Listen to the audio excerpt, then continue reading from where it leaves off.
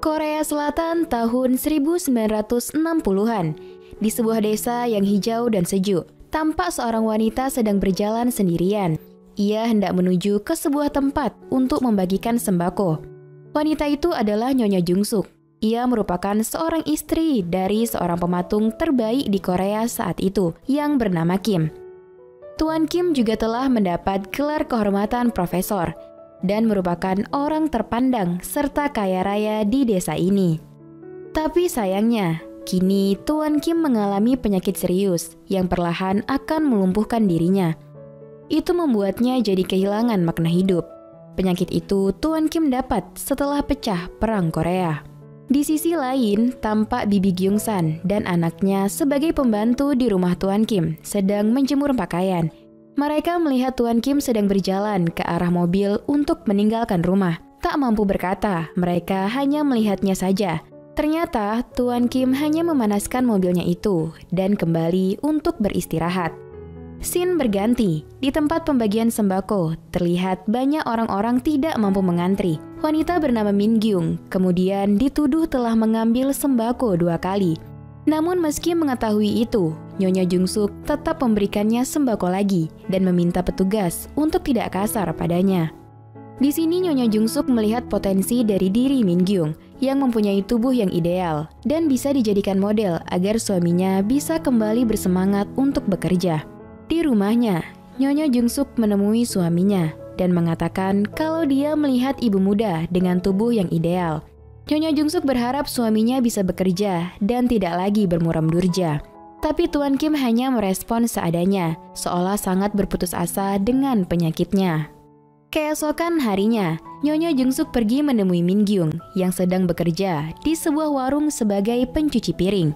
Nyonya Jungsuk menawari Min Gyung untuk bekerja dengan suaminya dengan upah 100 kali lipat dari yang dia dapatkan sebagai tukang cuci piring. Awalnya dia senang menerima tawaran itu, namun ketika mengetahui bahwa ia akan dijadikan model sebagai objek patung tanpa busana, dia pun menolaknya. Tapi begitu di rumah, Min Gyung yang memang sangat membutuhkan uang pun memikirkan kembali tawaran itu.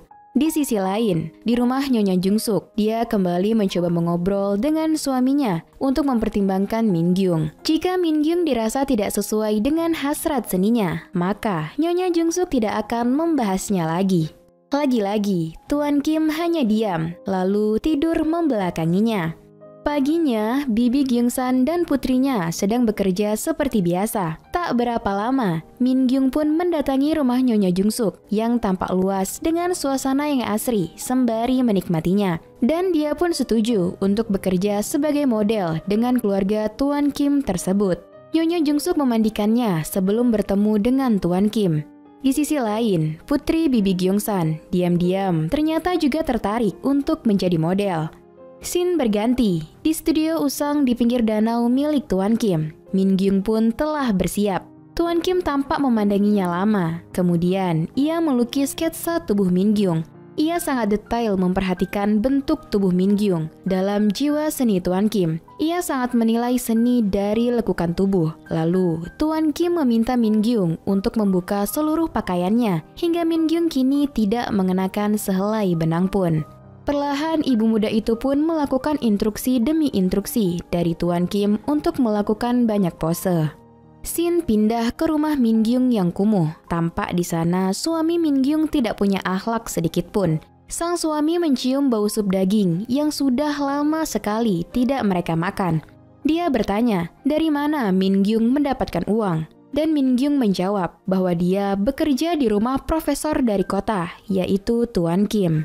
Suami tak bermoral itu lalu mencari dan mengambil sisa uang Min Gyung untuk bermain judi. Ternyata Min Gyung juga sering mendapatkan KDRT dari suaminya yang ringan tangan ini.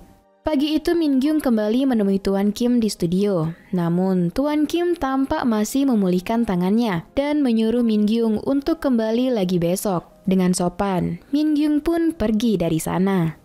Hari esok pun tiba, Tuan Kim dan Min Gyung lalu memulai proyek pembuatan patung itu. Min Gyung diajari oleh Tuan Kim untuk dapat menghayati musik yang diputarnya demi mendapatkan pose yang indah. Perlahan Min Gyung berhasil mendapatkan pose-pose indah, dan Tuan Kim mulai melukis lekukan demi lekukan tubuh Min Gyung secara detail. Tak lama, Min Gyung dan Tuan Kim kemudian beristirahat. Mereka pun mengobrol ringan seputar latar belakang Tuan Kim. Lalu putri bibi Gyeongsan datang untuk mengantarkan pakaian dan makanan. Ia lalu memberikan barang bawaannya itu pada Min Gyung. Putri bibi Gyeongsan yang penasaran dengan apa yang mereka lakukan di dalam mencoba mengintip. Namun sayangnya, ia tak bisa melihat apapun. 귀로만 듣지 말고 마음으로 느껴봐.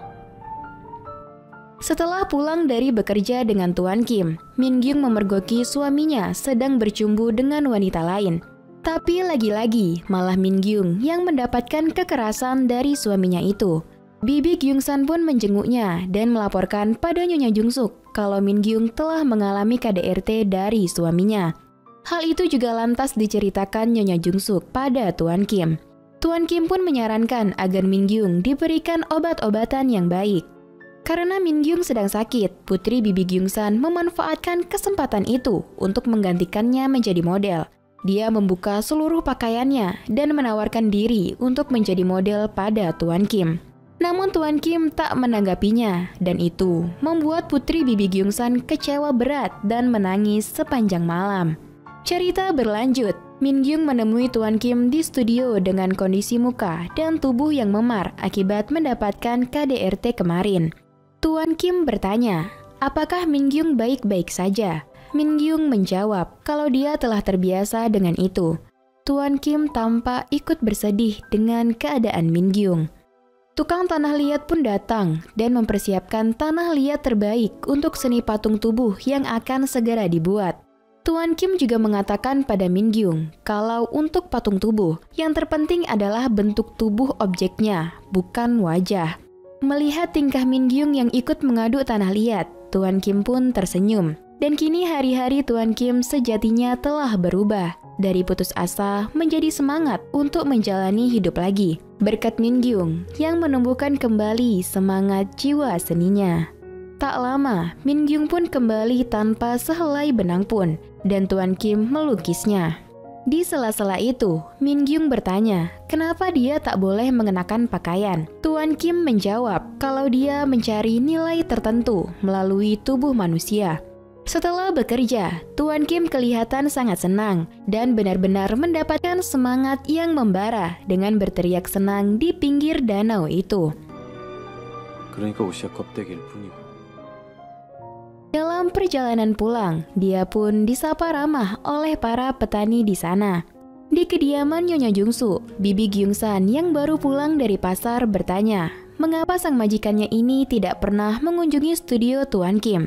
Nyonya Jungsuk hanya mengatakan bahwa dia berhutang segalanya pada Min Gyung karena telah membuat suaminya kembali semangat menjalani hidup.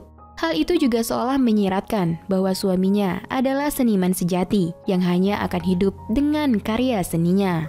Di sisi lain, Tuan Kim sedang menjalani pemeriksaan rutin dan diambil sampel darahnya. Dokter menyarankan untuk menjaga kesehatannya dan jangan terlalu memaksakan diri untuk bekerja. Dokter juga menyampaikan kondisi Tuan Kim pada istrinya dan akan memeriksa sampel darah itu. Di studio, Min Gyung menemui Tuan Kim dan mengatakan dia sangat senang dan berterima kasih pada Tuan Kim dan istrinya. Tuan Kim hanya tersenyum padanya. Tuan Kim lalu menanyakan tentang suami Min Gyung. Dan disinilah Min Gyung mengatakan kalau itu bukanlah suaminya, melainkan teman dari suaminya yang dulu kala ditugaskan untuk menjaga Min Gyung ketika suaminya meninggal dalam peperangan. Namun bukannya menjaga Min Gyung, pria bejat itu malah mencabut yang membuat Min Gyung hamil. Mau tak mau, Min Gyung pun menerima pria itu sebagai suaminya sampai saat ini. Shin pindah ke rumah Min Gyung. Di sini, suaminya menyuruh Min Gyung meminjam uang 10.000 won kepada Tuan Kim untuk keperluannya. Min Gyung tampak menolak. Suaminya lalu bertanya, apa yang sebenarnya Min Gyung lakukan di rumah Tuan Kim. Min Gyung hanya menjawab, ia bekerja sebagai pembantu. Namun suaminya tampak curiga. Min Gyung kembali melakukan pekerjaannya, menjadi model patung tanpa busana dengan Tuan Kim. Di sisi lain, Nyonya Jungsuk sedang ke Seoul untuk mendatangi sebuah pernikahan. Tampak di studio, patung yang Tuan Kim buat akan segera siap. Hal itu membuat Min Gyung bertanya mengapa patungnya tidak memiliki wajah dan tidak terlihat seperti dirinya.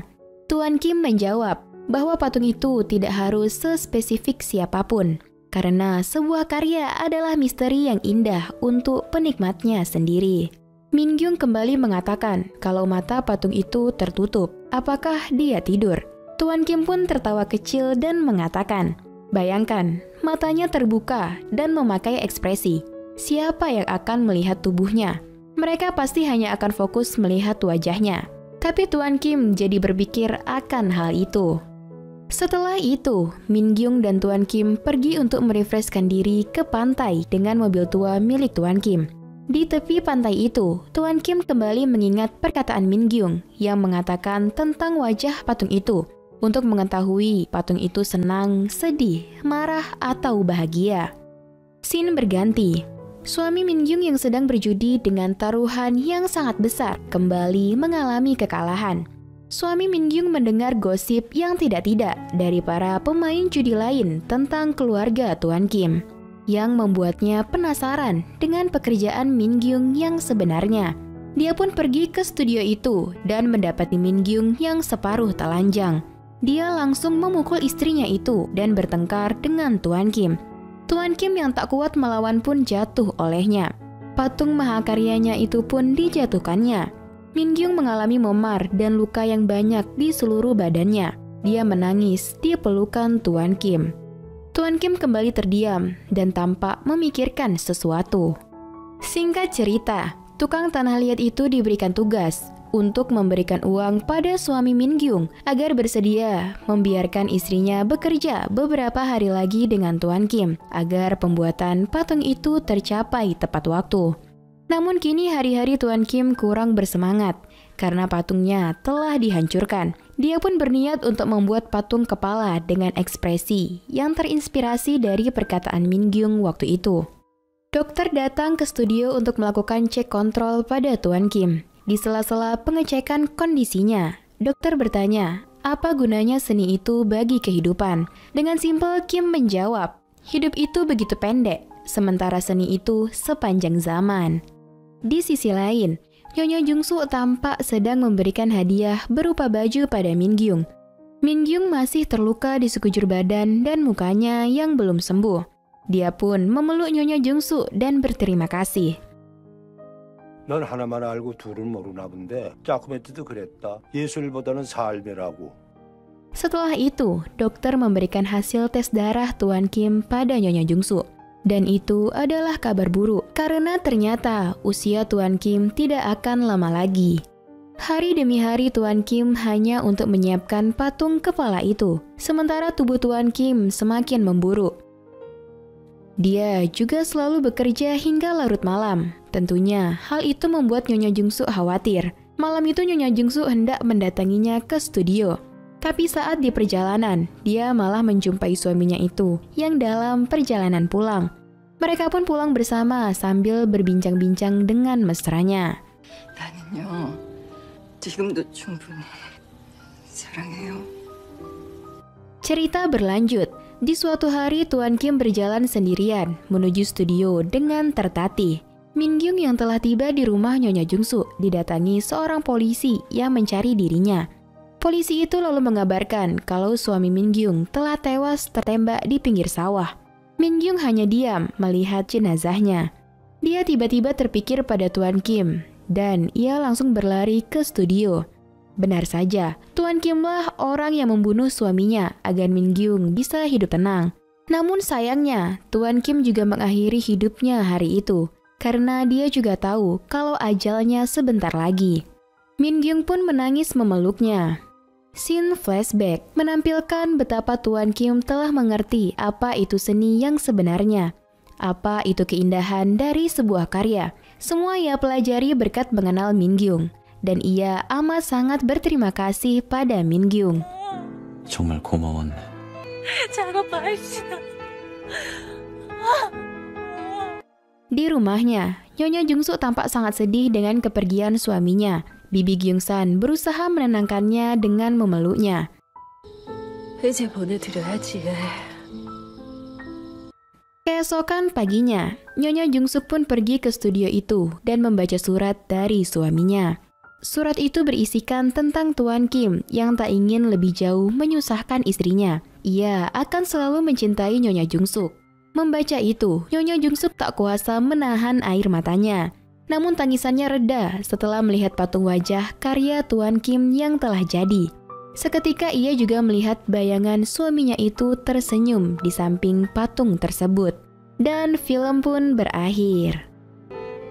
이 얼굴에는 내 삶이 배어있고 내 삶에는 당신이 투영되어 있지. 당신을 사랑하고 있다는 말을 이제야 고백하네. Film Late Spring merupakan film Korea karya Kang Kyun-cho yang dirilis pada tahun 2014. Menggambarkan tentang pemikiran dan jalan hidup seorang seniman patung.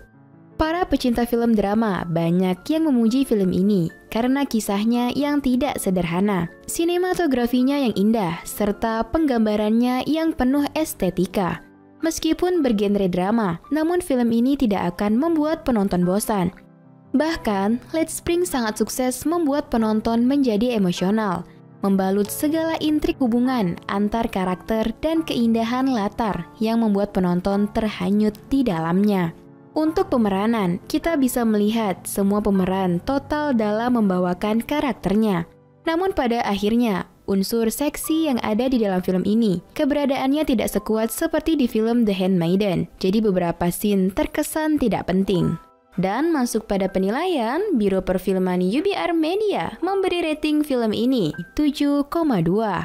Like dan share ke teman-teman tersayangmu agar mereka juga ikutan nonton film keren ini. Dan jangan lupa subscribe channel UBR Enthusiast. Kamsahamnida.